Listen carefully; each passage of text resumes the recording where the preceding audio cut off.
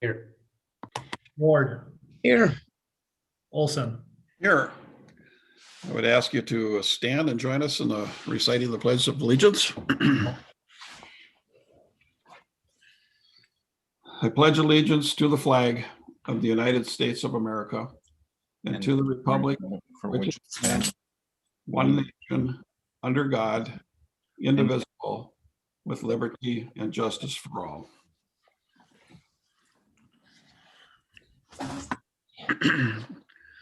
Thank you and welcome. First of all, Mr. City Administrator, any additions or changes to the agenda? We have two, Mayor. The first one is just a revision of a title that is in other business 8A. That is the interconnect building. The engineer's estimate has been revised based on new numbers that came in earlier today. It is at 51,400. I believe Mr. Hallen will give an explanation for that change. And then the addition to the agenda is 8B, consideration of a response to the proposed Crow Wing County amendments to its land use ordinance and map. Okay, those were not on there? 8A, the interceptor building had an engineer's estimate at the time that the packet went out. So that's been, that it needs to be revised to 51,400. Right. But 8B was not part of the original. Gotcha. That went out, correct. Okie dokie. Any public comments? We received none, your Mayor. Okay.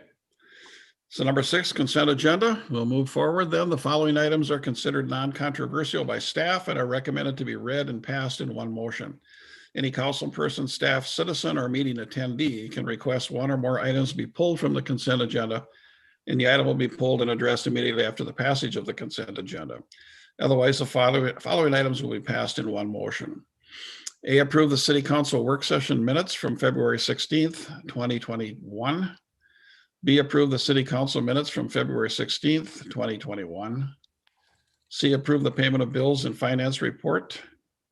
D, adopt resolution number 2021-011, ordering preparation of report on the 2021 mill and overlay and full depth reclamation improvements project. E, adopt resolution number 2021-012, receiving the feasibility report and calling the improvement hearing for the 2021 mill and overlay and full depth reclamation improvements project. F, adopt resolution number 2021-013, approving plans and specification and authorize advertisement for bids for the 2021 mill and overlay and full depth reclamation improvements. G, approve permit for retail sales of fireworks for Fleet Farm and Menards for the period of May 1st, 2021 through April 30th, 2022. H, appoint Miss Danny Schermers to the Administrative Assistant Streets and Utilities Parks position at grade 4, step 1 of the ASME pay grade and the step schedule. I accept Parks Commission minutes from February 22nd, 2021. J, approve the sale of surplus office furniture equipment. K, approve Mr. Carter Sobania to the position of engineering intern. L, approve indemnity agreement to allow snow grooming of trails in Southwest Baxter, subject to League of Minnesota Cities review. Mr. Mayor, Sir.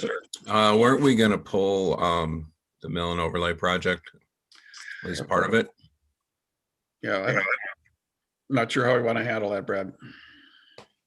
Oh, if council wants to have further discussion regarding that, I know that there was a question that Councilmember Tabbitt asked in regards to sizing down the project.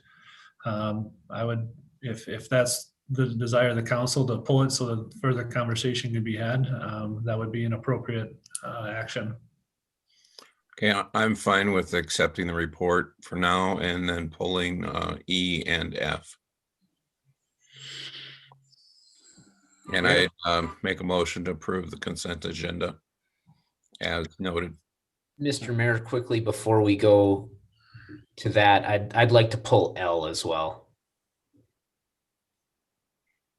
Okay. So we're pulling E and F and L. Yes. All righty. And I'll second Mr. Cross's motion with that L included. All right. Have a second by Mr. Tabbitt. Any further discussion? All in favor, say aye. Hi.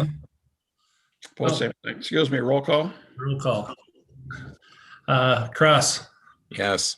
Licio, Yes. Tabit, Yes. Ward, yes, Olson. Yes. I guess we've heard the discussion on E and F. What are we looking at on L there?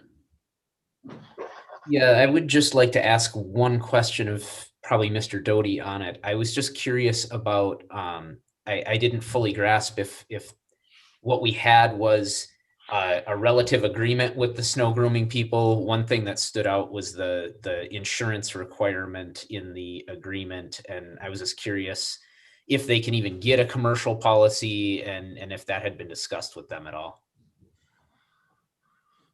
Thank you, Mr. Mayor, Councilmember Tabbitt. Yes, we've been in contact, but we do not know if there's going to be a comfort level with signing the agreement that got put together. Our task was to, basically the way we approached it at the staff level was to develop an agreement that covers the city's end on the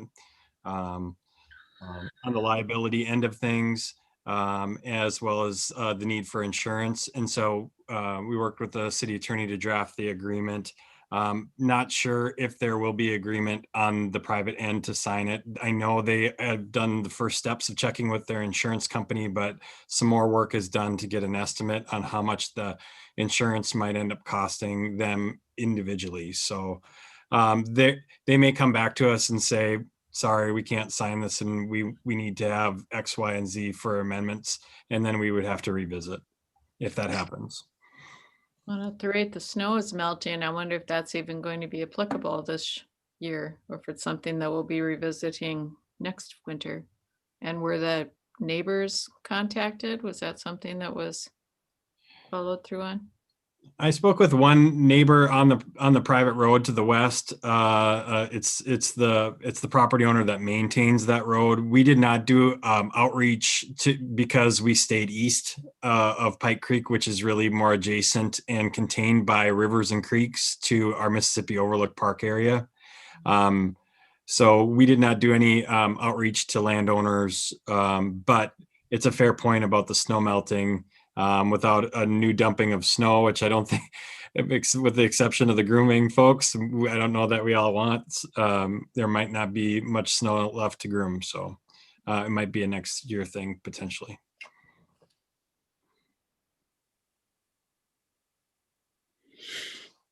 Questions answered there? I'm good with it. I just wanted to make sure that that I understood the dynamics between the parties there. Okay. Look for a motion to approve L. So moved. Motion by Tabbitt, Second. second by Licio. Roll call. Cross, Yes. Licio, Yes. Tabit, Yes. Ward, yes, and Olson. Yes. I just have a quick question on E and F. Obviously, the schedule was pretty tight, and to get things moving, I think the goal was to jump through the requirements there, and then to try to get bids while there was still frost in the ground. So my question is, this might take a while. Will this be 2 weeks then until the next council meeting, and if it is, and that's fine, if that's what we want to do, does that, at what point do we jeopardize the project, or is 2 weeks not a big deal, or anybody? Yeah, I wasn't mayor, city council.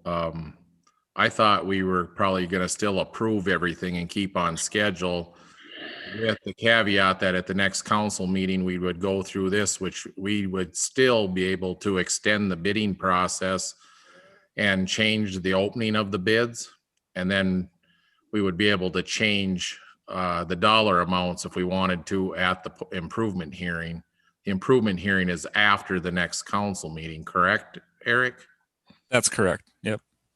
So we have time to put the numbers together, present it at the next council meeting, and then we could make the changes at the improvement hearing, and then we could delay the bidding for 2-3 weeks, just do an addendum and change the bidding documents if the city council wanted to go down a different path. But by approving the resolution tonight would keep us on schedule to hopefully get favorable bids. The longer we wait here, the bidding atmosphere gets worse as we get further into closer to summer. So that's what I was hoping for, is that we'd stay on track, but we can make changes along the way before we actually get into the actual improvement hearing and actually opening bids. Mark? Yeah, I guess I'm a little concerned about getting the feasibility study and approving it and ordering the hearing and approving plans and specs all in one meeting. I mean, we really haven't had a chance to even talk about it until tonight. So if somebody brings an idea up that might make some difference in the bidding, might cut the project cost down, I think that's a good thing to take a look at. I'm a little concerned at the message. If we go ahead and approve all 3 resolutions, I know we can amend them, but it sort of has a funny look to it. So. Okay, now we have a motion and a second and a vote on that, so. Do we have a motion? Motion. I don't believe we have a motion. The motion was to pull it for discussion, and I don't believe there's anything of a full action either to approve, deny, or table. It's true. Mayor, City Council, it would push the schedule a whole month on everything. I mean, it would push it all 1 month. So tabling is an option, and then we'll bring it back to the next city council meeting with the updated information. Or you deny it, turn the project down, or you approve. I mean, that's your 3 options. But it will push the whole schedule 1 full month, which may be pushing the bids, and it may be pushing getting the project done yet this year. But we work with what we get. I have a question for Councilmember Cross. What did you mean when you said it would look funny? Maybe that wasn't the right word. If all 3 were approved at once. Well, I guess what I'm getting at is it's almost presumed we're going to do this project at this scale, and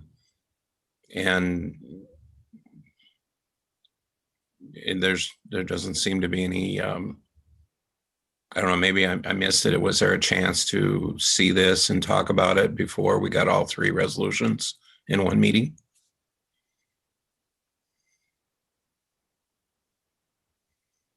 Yes, Mayor and City Council, it was at the Utilities Commission back in, the plans and specs were in the Utilities Commission back in January, I believe. It was the January meeting, so the plans and specs have been out there for a while. Okay, I just want to make sure that it's not all coming. I may have missed that January meeting. Yeah. But I just want to make sure it's not all coming down on us today without it, being talked about, and options to see, the scope and scale of what was being planned. Mr. Ward? Well, I think what some are saying is, the point is that I hear is that this is the first time it's brought to in front of the council for a vote, is my understanding and my recollection. And I think Councilor Tabbitt has made a good suggestion You know, as we had our work session, we talked about the number, and I think Councillor Tabbitt is a good suggestion, and based on that, and I understand the delaying process, but I also understand, you know, that we have a fiduciary responsibility to look at projects totally or whatever, and what we can and can't do. And so I'll move that we table this until the next meeting. And with the understanding that Councillor Tabbitt's suggestion is brought back to us at that point. That would be my motion. Okay, motion by Ward, Point of clarification, that's to table E and F, correct? Correct. Okay, thank you. is there a second? I'll second that. Second by Cross. Further discussion? Roll call. Cross, Yes. Licio, Yes, Tabbitt, Yes. Ward, Yes. Olson. Yes. Motion carries. Okay, we're looking at 8A, approve the water interconnect building improvements in the new estimated amount of whatever it was, 51. Okay, 51,400, correct. Mayor, Council, we do have Widseth, or Mark Helen from Widseth, who can speak on this item. Mark, I'll turn it over to you. All right, thank you. Good evening, everyone. All right, as you know, you're all aware, the city of Baxter is, you know, currently supplying water to your customers from BPU, as the League of Minnesota Insurance Trust, you know, continues their review of the claim at the water plant, which they have shut down at this time. City staff, you know, met with Brainerd Public Utilities to review the interconnect building facility and the options here for 2021. And one of the big items they stressed was a uniform pumping rate over 24 hours, plus some other items they were looking at, and also that city staff was looking at. So with that, Widseth prepared a preliminary layout to go to a dual pumping system to give staff flexibility to vary the pumping rate as demand requires here over the summer for that. So what Eric's got up on the screen there is just my hand sketch of the interconnect building corner would be the south east corner where one pump currently sits, and we have, you know, to determine if we would have room to do the you know, the 2-pump system. And with that, then I, you know, always say that's just one of the 6 sheets. I prepared a cost estimate that was you know, for these improvements. And, you know, in the original proposal, I started that last, I think, Wednesday. Brian Trevor were exchanging some emails with the health department. I talked to the health department a couple of times last week, and since, you know, one of the requirements they look at, this was always a temporary facility ever since '98 to be brought online for short periods with operations over a 6-month period. The health department, they wanted to have an automatic shutdown should we have a low pressure, you know, should the city of Brainerd break a water main and the suction pressure drops, that's to automatically shut down. Also discussing with the health department and city staff the safety. You're going to be using a lot more chlorine, and rather than manually changing cylinders, parties wanted to be able to change over the you know, the cylinders automatically for both safety and you know, and economic reasons, not sending cylinders back partly full, and a couple of other small items. So with those and actually getting prices from Hawkins today, the city staff actually got pricing on what would have been you know, the line item 9. I updated the cost estimate this afternoon and forwarded that to city staff, which they have included now here for the you know, the estimate of $51,400. And that's for, you know, I've talked to Holden Electric, the pump suppliers, you know, different suppliers, and pulling those numbers together. Right now, I do have you know, 2 different invites out to contractors to provide the quotes, you know, a formal quote to finalize my numbers, you know, and that information will be forthcoming later this week or first part of next week, which makes up about half of this cost. You know, the other part being, you know, electrical and pump costs that I've already confirmed, you know, with suppliers. So Eric, you want to show up the memo then? like I say, I just updated this today too. Then, some of the items I've already talked about is that we updated the cost based on the health department conversations, and also working with staff, on the chlorine feed system. So as I say, the original $45,500 number here was updated to the $51,400 number this afternoon. So it's the memo, Eric, if you want to flip to the next page, as we outlined, the interconnect building has a single pump and everything. So, we're looking to meet peak daily demands. That improvement would need to be made. The League of Minnesota Cities also asked to prepare an estimate of trying to remove the media from the existing under drains that is present. That was provided to them. So we've looked at a lot of, some of the costs they've asked for, but also staff has, very much looked at, looking at the interconnect building, because they say in the memo here, you can put your filters 1, 2, or 1, 3, and 4 back into service, but, maybe meet some of your water demands, but there's no guarantee how those operations will continue here over the next, 6 to 9 months. And if you do get a failure in any of the other filter under drains, similar to what occurred in filter 2, then your plant is completely shut down again. It is shut down. So, and then you would have to jump back to your interconnect building with Rainier Public Utilities, and then you would still be on a single pump at that facility. With the, you could purchase a backup pump and have it sitting on the shelf, but that backup pump also was provided by W.W. Getch, and it's about a $10,500 cost just to purchase another pump like you have there now and have that sitting in place.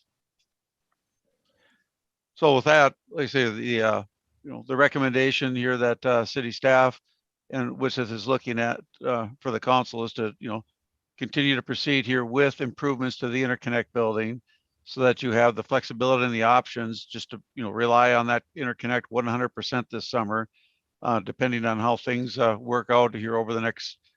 We don't know yet. The League of Minnesota Cities canceled the site meeting that was scheduled for tomorrow, the 3rd, and now it's next week.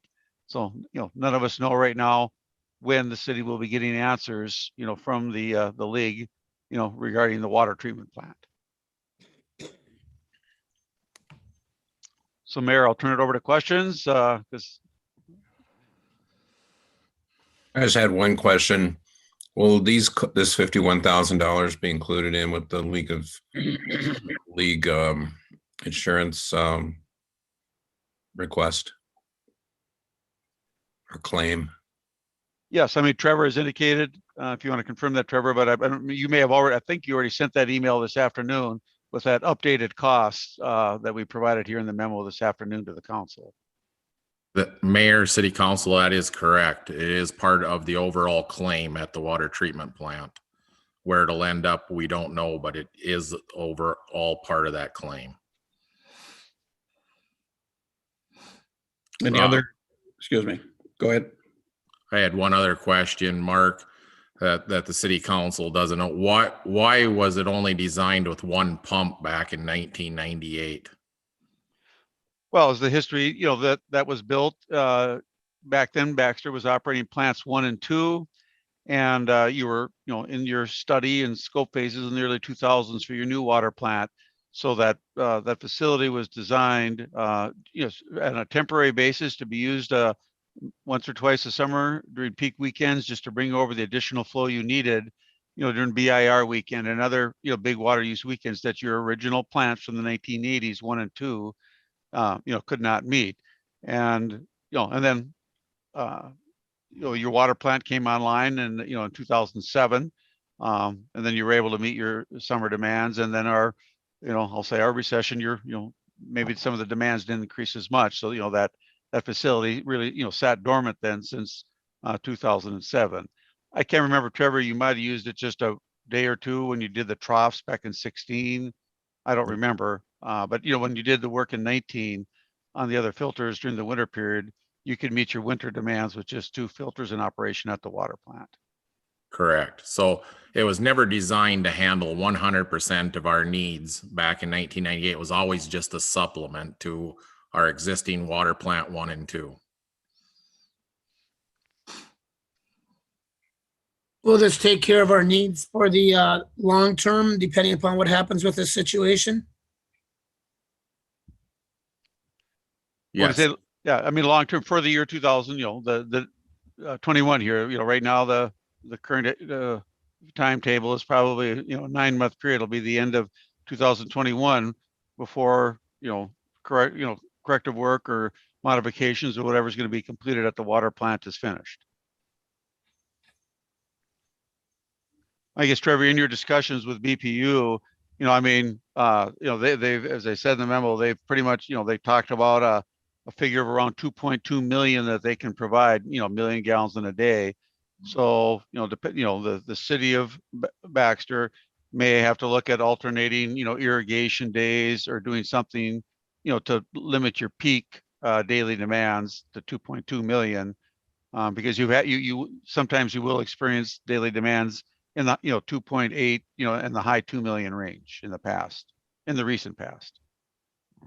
yeah, we haven't had, the highest we've had in the last 4 years is a 2.3 million gallon day. So this will handle 2.2 million gallons a day, which is what Brainerd said they can supply to the city of Baxter.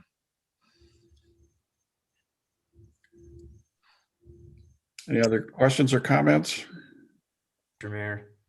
Yeah. I guess all along those lines, just out of curiosity, I guess number one, I think maybe it'd be a good opportunity to talk about alternate water days for irrigation anyway as a council. Maybe that's something to consider in general. But beyond that, Trevor, do you have, what happens if something goes wrong on Brainerd's side this summer at a high volume day? Do we have a backup to that at all?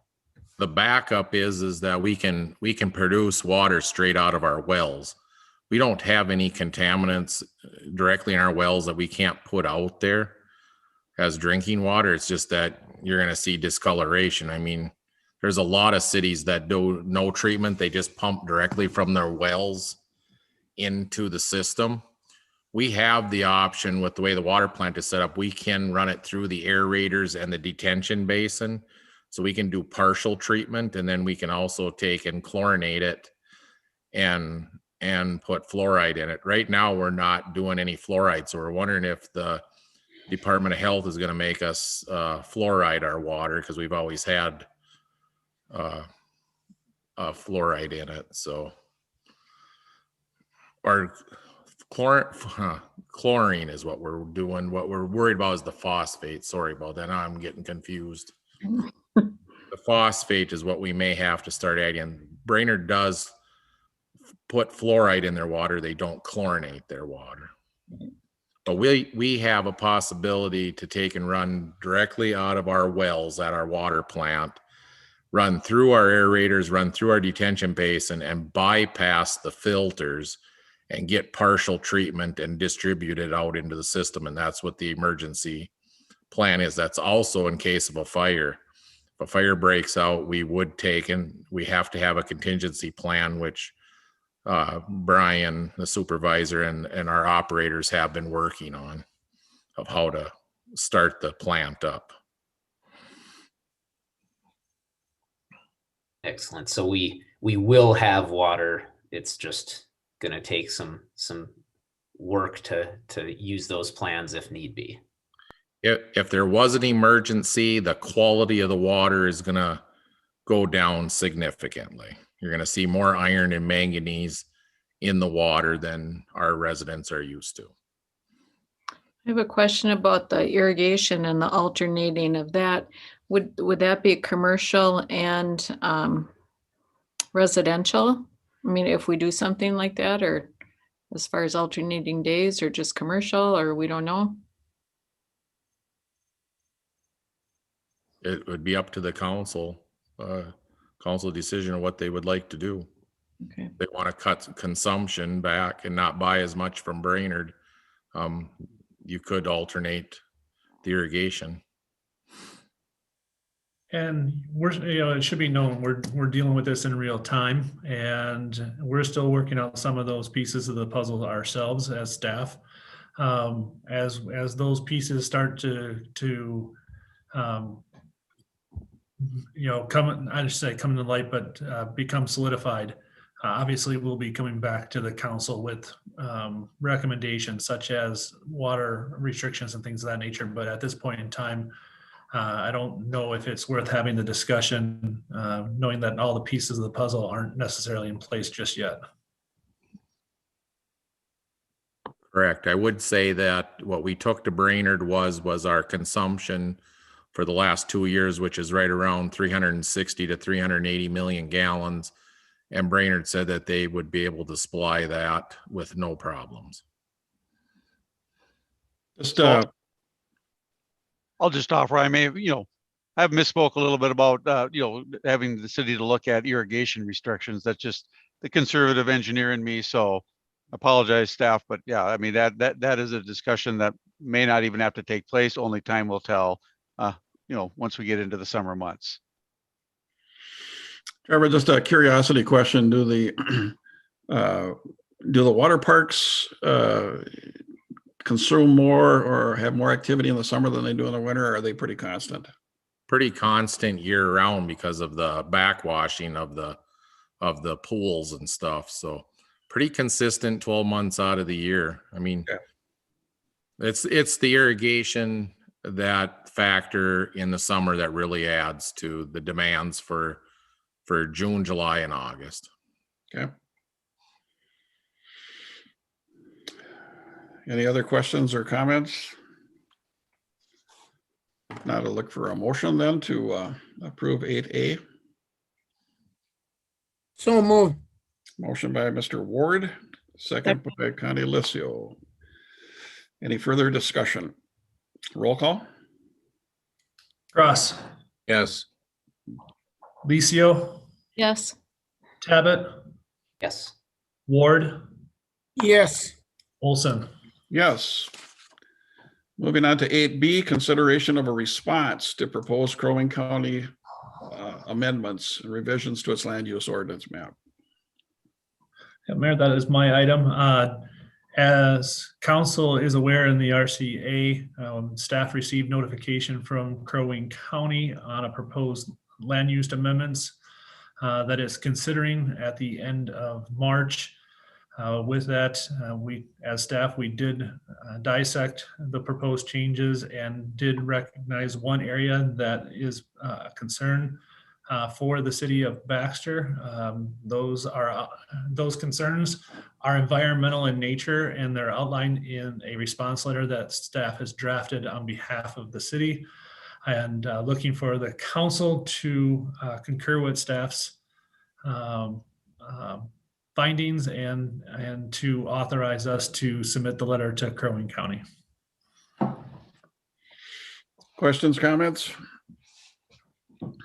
There's a lot of information there, but I certainly concur. It was helpful for me to see that letter in summary. It clarified. I was trying to digest a lot of information, and I can support what you wrote in the letter. Thank you for doing that. I will say it was a team effort. I don't want to be known as a environmental guru. I have to rely on those members of staff that did assist in getting that done. So, Well, thank all of them. There is no I in team, right? I think what happens to the north of us is very important to us. It's so close to red sand and then on into white sand, and it's a lot of lowland up there, which requires mounted systems, and it really can affect us. So we need to express our concerns, and I think it was very well written too. Okay, I'll look for a motion to approve the letter then.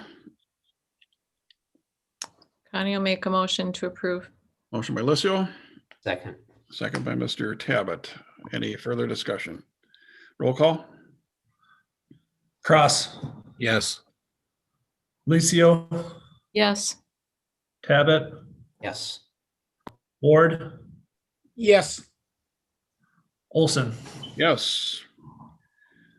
Okay, that can finishes off the agenda. So we look at council comments. Connie? With the glorious weather day we had today, it's so encouraging and hope springs eternal. And then I'm driving up and down the highway and looking at all the beautiful signage that is being now finished up, and especially impressive, I think, is the Eco Market. It's just such a state-of-the-art building, and it's just so encouraging. And I also received a compliment, not for me personally, but just for the city staff and the council. And the person didn't live in Baxter, but they were just saying, from everything I've heard, you really work well together and seem to put a lot of thought and effort into your decision making. So I said I would share that with everyone. Thank you. Mr. Tabbitt? I do have a couple of things, just kind of looking for bigger picture.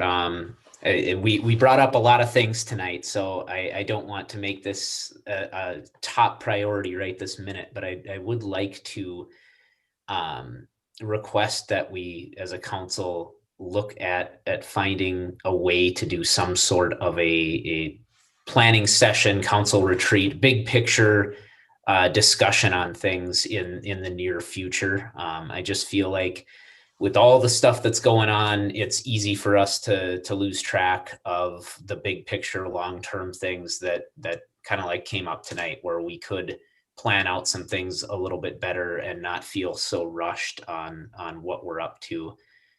Just looking at all the big picture land use issues and infrastructure planning, things like that. I'd love to know and have a better feeling for my knowledge level on those things. So that's one thing that is a priority for me. I'd just like to share with everybody. The other thing I'd really like to share or request is just, as we study the Southwest Baxter property, I know it sounded very early on like the DNR had been heavily involved in discussions at the staff level and with trying to figure out what we're doing with that land before we even got a hold of it. I'd really like personally to hear from someone from the DNR as the study is going on, so that we have a better, at the council level, understanding directly from them what their point of view is on all of that. Especially since I know at one point I heard that they had even offered to manage the land while we studied it. And I don't want to have us disappear from their radar for an entire year or however long it might take, and have them potentially find other priorities while we're off the radar. And furthermore, just to have more information for us to understand at the council level about what they think and where that all might go. I'll stop there. Thank you. Yeah, thank you. Mr. Ward? Just a couple things. I read an article about a little 6-year-old, I think he was 6-year-old guy, that Chief Exted gave a citation to, a recognition to. And again, I think that salute that young man and all of our young children for everything good that they do, everything that is worthwhile, and having a Baxter as a great place to live. Secondly, also I thank Mayor and City Administrator for attending a Children's Museum meeting recently. They are back interested in looking at Baxter again. I was supposed to be there. I had another thing come up and I couldn't, but I've been in communication with them and want to make the full council aware that, this is a project that is being researched out again and looked at as a possibility. So I wanted to thank the mayor and Brad for attending that meeting and representing us. And then lastly, City Administrator talked to me recently earlier about, we had a very heavy work session today, as we all know. And so I had a couple items that I had proposed, for future work sessions. And I just want to remind our City Administrator that I'll be looking forward to having those on the next work session. Okay, thank you. Mark? Yeah, I don't have anything at this time. Thank you. Okay, thank you. I just want to share a couple things. John kind of touched on one of them, but in this day and age when the police departments are not always appreciated and somewhat bombarded from time to time, just a couple of good things happen. I just want to share with you. I got a couple of emails and don't normally do this, but I just want to share a couple of them with you. This came from an individual, actually lives in Hibbing, Minnesota. But he said, I was involved in a fender bender type of an accident in which my car was rear-ended at the stoplight on Highway 371. Your Baxter police officer, SunGuard, was the responding officer to our scene and handled the crash report. Officer SunGuard exhibited courtesy, compassion, empathy, and professionalism in handling the situation. Please convey my appreciation for how we were treated to him personally and to his superiors in the Baxter Police Department. Officer SunGuard is an asset to your city. Signed by Rex from Hibbing, Minnesota. And of course, I sent that to the chief right away and said, make sure that he sees that. Good things happen with people in uniform. And so it needs to be brought to our attention when that happens. Second thing Mr. Ward has brought up too, and I just wanted our chief to, a lot of people did see the article. It was actually videoed too, but for people that didn't see it, and maybe this media will give a little bigger audience to that. I asked the chief just to encapsulate real quickly kind of what happened there. Chief? Yep. Thank you, Mayor. Yeah, it was, it'll be 2 weeks ago on Thursday. We have a Baxter resident living on Memorywood Drive. She's a grandmother. She was caring for her 6-year-old and I think another little guy, he was 2 or 3 years old. She was actually on the phone with the mother of the 2 kids when she started to experience a medical emergency. I believe she went into a seizure of some sort. She went down, lost consciousness. The phone disconnected with the daughter. So little 6-year-old Aiden Spencer had enough wherewithal in him to go pick up the phone. And maybe it's just part of the DNA makeup of kids now, but he knew exactly what to do and how to dial that phone at 6 years old. And he recalled mother, and the mom was kind of frantic on the other end. And he just said, yeah, grandma's on the floor. Grandma's not responding. So then they hung up. Mom called 911. We went as a welfare check and ambulance was dispatched. At the same time we got there, again, it was Officer SunGuard arrived on scene, and I believe grandma was conscious, just not doing the greatest, but North Ambulance got on scene quickly. So it was really a neat opportunity for us to recognize some pretty heroic actions. And, we don't take those lightly. I mean, you don't want to label somebody as a hero all the time, but this definitely was a well-deserving combination. I think Kevin Lee from North Ambulance said it too, and he's got 25, 30 years of experience. He's never seen it where somebody this young has made that big of a difference. So, and it's a great time to be able to do that. I think people need to see those stories too. And we did find out little Aiden Spencer is a resident of Baxter as well. So that was kind of a bonus on the end. Thanks, Chief. Okay, City Administrator. Just a reminder, the Blade Axe annual meeting is next Tuesday morning. If you want to attend, I know several of you have asked us to register and have done so. But if any of you that haven't yet registered want to do so, please let Kelly or I know. That is all I have, Mayor. Okay, City Attorney Anya. No report. All righty. Well, if we covered everything, then I'd look for a motion to adjourn. So moved. Motion by Cross. Second. Second by Tabbitt. Any further discussion? Roll call. Cross, Yes. Licio, Yes. Tabbitt, Yes. Ward, Yes. Olson. Yes.